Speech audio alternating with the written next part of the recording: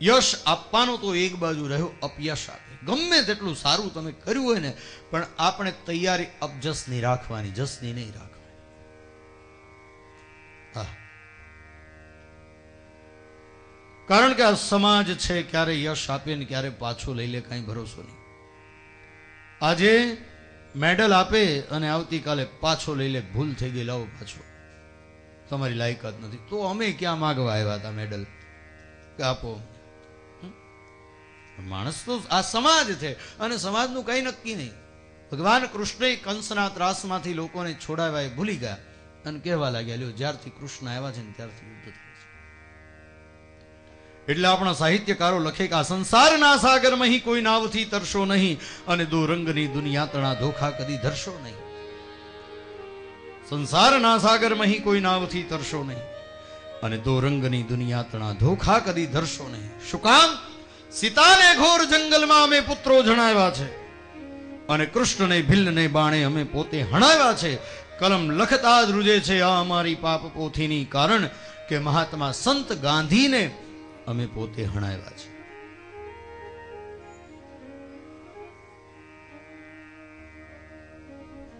સમાજ છે, યશ આપે તો આપણા કિસ્મત, ન આપે તો આપણી ફરજ સમજીને આપણે આપણું કામ કરતું રહેવાનું. અરે સંસાર, આ સમાજમાં યશ લોકો શું આપવાના? આવડો મોટો ભગવાન બેઠો છે, એની પાસે યશની અપેક્ષા રાખવાની.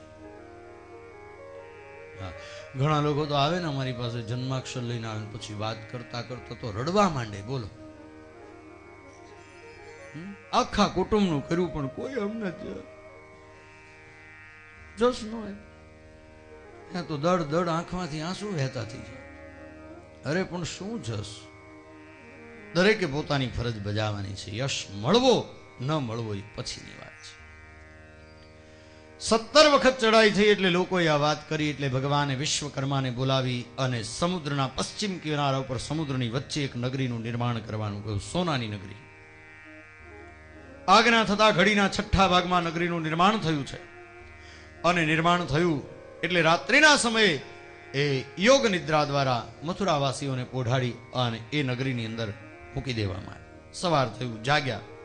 ચારે બાજુ સમુદ્ર છે, વચ્ચે નગરી છે, ફરતો કિલ્લો હતો, ક્યાંય દરવાજો ન હતો. એકબીજાને પૂછવા લાગ્યા કે इसका द्वार कहां, द्वार कहां, द्वार कहां? નામ પડ્યું દ્વારકા.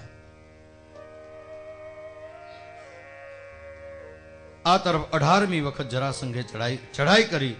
નારદજીએ કાલયવનને મોકલ્યો, એક બચી જતો હતો, કાલયવનને મોકલ્યો નારદજીએ, અને એક તરફથી કાળયવન, એક તરફથી જરાસંઘ. ભયંકર યુદ્ધ થયું. ભગવાન રણ છોડીને ભાગ્યા એટલે રણછોડ કહેવાયા. રેવતાચળ પર્વતની ગુફાની અંદર ગયા, ત્યાં એક પુરુષ સૂતો હતો, એના ઉપર પિતાંબર ઉઢાડી ભગવાન છુપાઈ ગયા. કાલયવને આવીને લાત મારી, પુરુષ જાગૃત થયો, આંખ ખુલી, અને આંખના તેજથી કાળયવન બળીને ભસ્મ થયો. ભગવાન છુપાયા હતા એ બહાર નીકળ્યા. રાજાએ પ્રશ્ન કર્યો કે આ કોણ હતું? કહ્યું મુચકુંદ નામનો રાજા હતો, દેવતાઓને મદદ કરેલી યુદ્ધની અંદર, અને શયનમાં હતો. કોઈ જગાડે બળીને ભસ્મ થાય એટલે ભગવાને યુક્તિ કરી, કાળયવન બળે અને મુચકુંદ રાજા જાગે. જગાડીને રાજ્ય કરવા કહ્યું, અને ભગવાન પોતે દ્વારિકામાં ગયા છે. હવે ભગવાન દ્વારિકાધીશ બન્યા, અને દ્વારિકાધીશ બન્યા એટલે ભગવાનના લગ્ન કરવા પડે. તો સૌથી પહેલા મોટા ભાઈ બાકી છે, બલભદ્રજી. બલભદ્રજીના લગ્ન આનર્તાધિપતિ શ્રીમાન રેવતો રેવતીમ સુતા, રેવત રાજાની દીકરી રેવતીની સાથે બલભદ્રજીના લગ્ન થયા.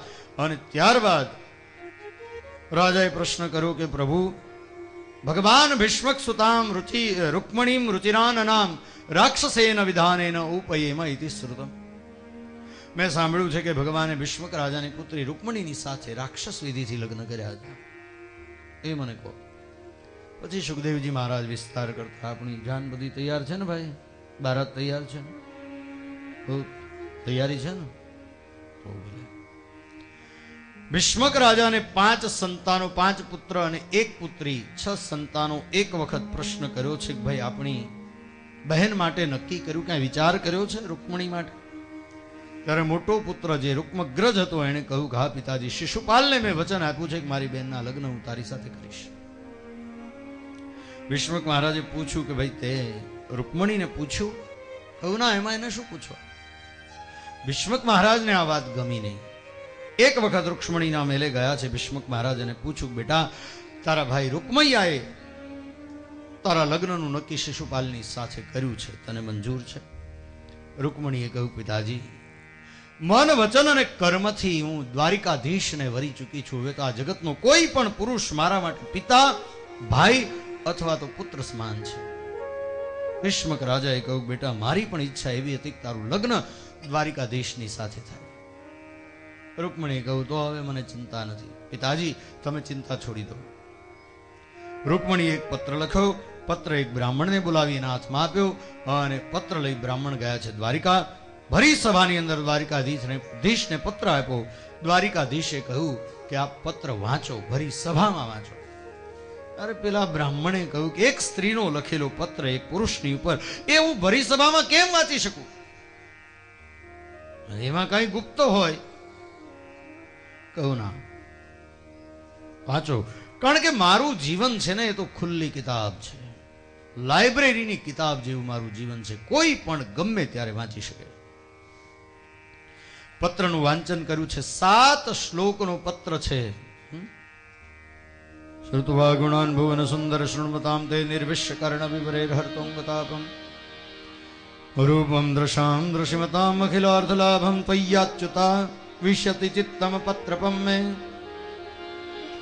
કત્વા મુકુંદ મહતી કુલશીલ રૂપ વિદ્યા વૈર્દ્રવિણ ધામ ભિરાત્મતુલ્યમ ધીરાપતિમ કુલવતીમ ન વૃણીત કન્યા કાલેન્દુષિહ નરલોકમનોભિરામમ. 7 શ્લોકનો પત્ર વાંચ્યો અને પત્રની અંદર એનો સાર હું તમને કહી દઉં છું. પત્રની અંદર લખ્યું હતું કે મારા ભાઈએ મારા લગ્ન શિશુપાલની સાથે નક્કી કર્યા છે. આ તિથિ છે, એ દિવસે લગ્ન કરવા માટે આવશે, પણ મન વચન અને કર્મથી હું આપને વરી ચૂકી છું. શિશુપાલ સાથે હરગીજ નહીં લગ્ન કરું. લગ્નના દિવસે સખીઓની સાથે મારે અમારા કુળદેવી માતાના મંદિરે પૂજા કરવા જવાનું હોય. હું પૂજા કરવા જઈશ ત્યારે મારી સખીઓ સાથે હશે, બીજું કોઈ નહીં હોય. આપ મને ત્યાં લેવા માટે આવજો. જો આપ મને લેવા માટે નહીં આવો તો શિશુપાલની સાથે હું હરગીજ નહીં પરણું અને મારું મસ્તક અમારા કુળદેવીના મંદિરના પગથિયા ઉપર પછાડી અને મરણને શરણ થઈશ, પણ બીજાની સાથે લગ્ન નહીં કરું. આ બધી બાબતો લખેલી હતી. ભગવાને બ્રાહ્મણ પાસેથી પત્ર લઈ પોતાની પાસે રાખી દીધો. બ્રાહ્મણ વિદાય થયા. રૂકમણીને સમાચાર આપ્યા. રૂકમણીએ ખૂબ દક્ષિણા આપી છે. સમય જવા લાગ્યો. એક વખત ભગવાન દારૂક જે એનો સારથી હતો એને રજા આપી અને ભગવાન રથ લઈને નીકળ્યા છે. આ તરફ બપોર થયું. દ્વારિકાની સભામાં દારૂકને જોયો એટલે બલભદ્રજીએ પૂછ્યું કે દારૂક કૃષ્ણ ક્યાં? દારૂકે કહ્યું, ખબર નહીં ભાઈ, સવારમાં પોતે રથ લઈને ગયા છે. તો ક્યાં ગયા હું નથી જાણતો. ત્યારે બલભદ્રજીને યાદ આવ્યું પેલો લગ્નનો દિવસ જે પેલા બ્રાહ્મણે વાંચી હતી ચિઠ્ઠી, એ દિવસ આજનો છે. અને એ જ વખતે બલભદ્રજી પોતાના સૈન્યને તૈયાર કરી અને સૈન્યને લઈને બલભદ્રજી વિદાય થયા છે વિદર્ભ તરફ, ભગવાન કૃષ્ણની પાછળ. આ તરફ કૃષ્ણ આવ્યા છે. ભવાનીના મંદિરે જોયું તો મંદિરના પ્રાંગણની અંદર રૂકમણી બેઠા છે. ભગવાનના રથને જોતા રૂકમણી સમજી ગયા કે આ જ દ્વારિકાધીશ છે. ભગવાન રૂકમણીને જોતા સમજી ગયા કે આ જ રૂકમણી છે. ભગવાને રૂકમણીનો હાથ પકડી અને રથની અંદર બેસાડ્યા છે. અને રથની અંદર બેસાડી અને ભગવાને રથની લગામ રૂકમણીના હાથમાં આપી કહ્યું, કાલ્યો હવે ચલાવો, હું દ્વારિકાથી રથ લઈને આવ્યો, થાકી ગયો છું. પણ ભગવાનની યુક્તિ હતી કે રૂકમણી રથ ચલાવતા હોય કોઈ કહી ન જાય ને કે આ ભગવાન રૂકમણીનું હરણ કરીને ગયા છે. જોનારા એવું કે રૂકમણી ભગવાનને લઈ જતા.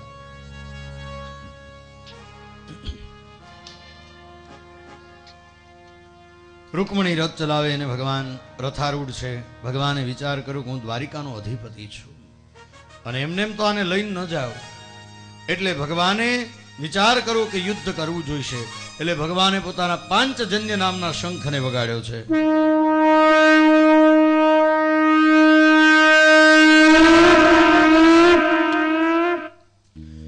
પાંચજન્ય નામના શંખને ફૂંક્યો અને આ તરફ શિશુપાલ, એનું હૃદય વિદીર્ણ થયું અને એમ થયું કે પેલો કાળિયો આવ્યો અને હમણાં મારા હાથમાંથી આ રૂકમણીને લઈ જશે, હવે મારા લગ્ન નહીં થાય. બન્યું પણ એવું. પછી તો આ તરફથી દ્વારિકાની સેના આવી, આ તરફથી વિદર્ભની સેના આવી અને ભયંકર યુદ્ધ થયું બંને સેનાની વચ્ચે અને યુદ્ધમાં વિદર્ભની સેનાને પરાજિત કરી રૂકમૈયાનું મુંડન કરી મુખ કાળું કરી અને ભગવાને અપમાનિત કરીને એને કાઢી મૂક્યો. ત્યાર પછી ભોજકટ નામનું એક નવું નગર વસાવીને રૂકમૈયો ત્યાં રહ્યો. આ તરફ ભગવાન રૂકમણીને લઈ અને માધવપુરની અંદર આવ્યા અને માધવપુરની અંદર આવી અને ભીષ્મક મહારાજને સમાચાર મોકલ્યા કે લગ્ન કરવા આવો. ભીષ્મક મહારાજ આવ્યા છે અને માધવપુરની અંદર ભગવાનના લગ્ન ધામધૂમથી થયા. આવો ભગવાનના લગ્નનો મહોત્સવ આપણે મનાવીએ.